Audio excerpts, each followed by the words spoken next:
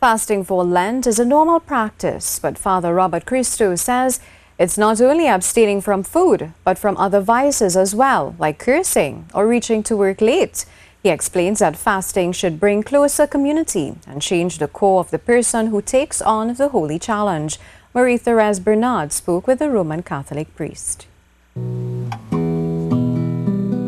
fast is not only to sacrifice, but also to include the other. This is the message from Father Christo as he spoke with TTT News on the promenade. He says with the many different types of fasting, in Lent, this devotion must benefit not only the one who undertakes to fast, but also those in the community. The key thing is when you fast, whatever you deprive from it, you give up in time or money or whatever, pleasure or whatever, you have to hand it over to something good.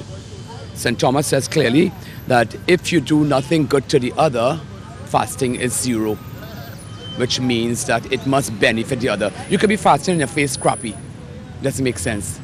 You fast that you go deep into your very self, and the virtuous act now is to give to others. So if you deprive yourself from meat, you take the money gained from meat and hand it over to the poor.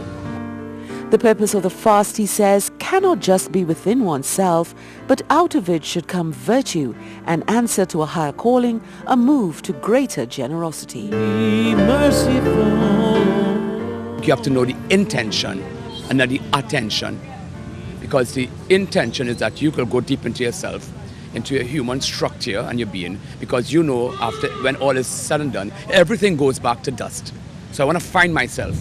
And next Lent, I'm going to be deeper into myself, because the secret for spiritual living is finding your core. And the fasting should allow you to enter into your core and give back to somebody else in need. I'm restored. Father Christo says it is a double-fold proposition that while abstaining from food or self-pleasure, you celebrate with those who have less. Fasting must add life.